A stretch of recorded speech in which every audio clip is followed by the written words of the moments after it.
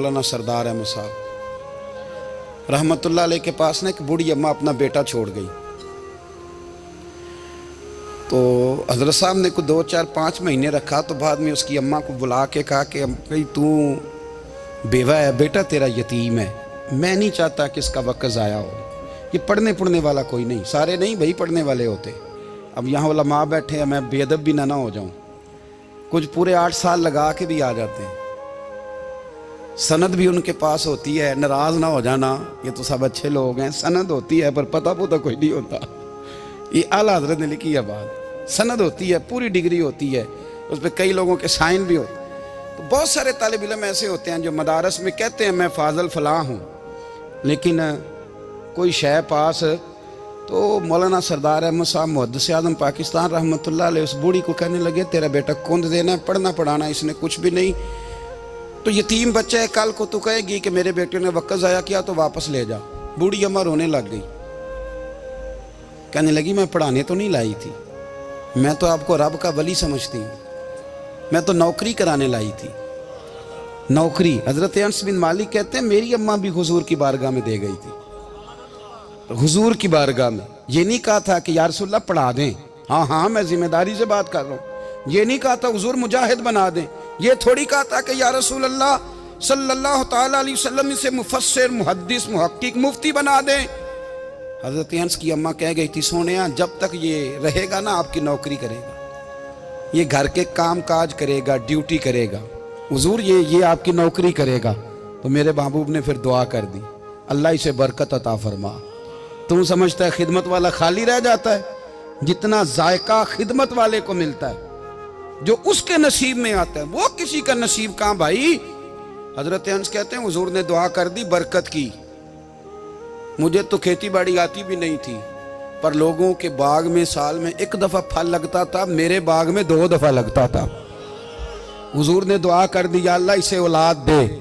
फरमाते हैं मेरे बेटे, मेरे पोते, मेरे नवासे, मेरी बेटियां, फरमाते हैं मैं जिंदा हूं और मेरी 100 औलादें मौजूद हैं। परेशान हो गया 100 सुन के बच्चे 2 ही अच्छे, 100 औलादें मेरी मौजूद हैं। हजरत अनस बिन मौलाना सरदार अहमद साहब के पास ना छोड़ गई बच्चा, कहने लगी हजरत जी मैं को पढ़ाने के लिए थोड़ा छोड़ गई हूँ, मैं तो इसलिए छोड़ के गई हूँ कि आप मेहरबानी करें, खिदमत कराएं। तो हजरत जी कहने लगे कोई ऐसा काम ही नहीं, खिदमत वाला क्या कराऊं। कहने लगी पट्ठे पवा लिया करो जी। हूँ लड़ पेंदे ने, कहने ने बच्चे काम करते हैं मदरसे का। हालांकि अब कहाँ बच्चे काम करते हैं, अब तो गुजर गया दौर, अब तो बच्चे काम कराते हैं। अब बच्चे भी नाराज हो रहे हैं, घूर घूर के देख रहे हैं। सही पह रहा हूँ आपको, बच्चे काम कराते हैं, बच्चे कहाँ काम करते हैं।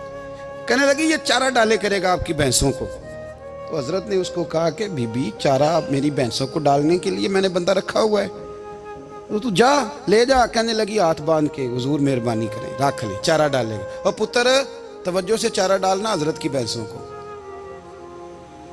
रोने लगी, हजरत ने रख लिया, महीने का खर्चा भी देते। शाम को ना वो सारा दिन काम करता, शाम को आके पैरों में भी बैठ जाता। हजरत जी लाएं तेल थोड़ा सा, पैर ना दबा दूं। 8 साल साथ वाले पढ़ते रहे, ये बेचारा नौकरी करता रहा। मेरा रूप भी नहीं ते मेरा रंग भी नहीं, और मैनू यार मनान दा टंग भी नहीं। कभी कभी ना हजरत बिलाल हबशी फारग होते ना, तो नबी पाक की बारगाह में अर्ज़ करते हुजूर कोई काम तो नहीं, सारे हो गए, हुजूर जाऊं ज़रा, चले जाते। एक दिन सलमान फारसी कहने लगे या रसूलल्लाह ये बिलाल कहाँ जाता है। फरमाया जा देख के तो आ। हजरत सलमान वापस आए तो आके रोने लगे, कहने लगे सोनिया जब यहाँ से जाता है ना तो जाके सैयदा फातिमा की चक्की पीसनी शुरू कर देता, बीबी साहबा के काम करने लगता है, घर में जाके असनैन की ड्यूटी करता है, वहाँ भी काम यहाँ भी काम। वो चारा डालता रहा, उसने चारा डाला। हज़रत मुहद्दिस आज़म की भैंसों को दस्तारे फजीलत का वक्त आ गया, सारे पगड़ियाँ सजा के आ गए, आज दस्तार होगी। ये ना पीछे होके बैठ गया, चूँकि पढ़ा ही नहीं था तो दस्तार का है कि दस्तार तो उसकी जो पढ़ेगा, हमने तो पढ़ा ही नहीं, हमने तो यार पढ़ा, घर पढ़ा, ड्यूटी करी। हज़रत मुहद्दिस आज़म रहमतुल्लाह अलैह के यहाँ जब ऐलान होने लगा ना कि अब दस्तार होगी, तो हज़रत ने पहला ऐलान उसका फरमाया।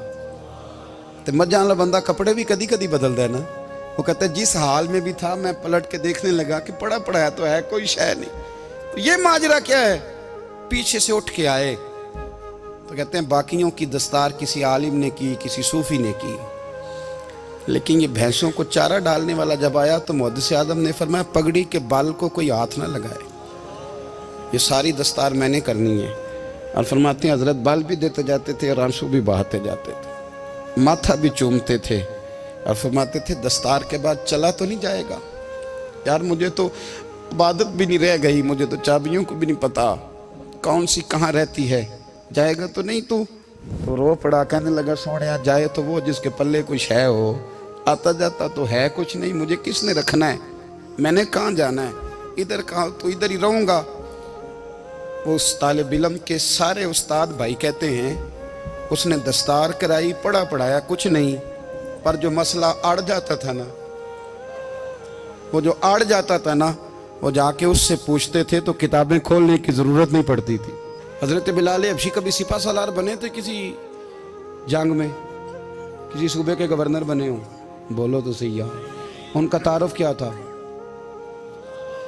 نبی کریم کے غلام، حضور کے نا جو ذاتی معاملات تھے نا، 20 انصاری نوجوان تھے جو ہر وقت نبی پاک کے پاس کھڑے رہتے تھے کہ حضور کو حکم کریں، 20 اور 34 سے لے کر 40 تک غلام ہر وقت حضور کی بارگاہ میں رہتے۔ حضرت بلال حضور کے ذاتی معاملات کی خدمت کرتے تھے، کوئی ایسی وہ جو تبلیغ کی یا دعوت کی یا جنگ کی یا جہاد کی کوئی ڈیوٹی نہیں وہ کرتے تھے، ذاتی خدمت سرکار کی۔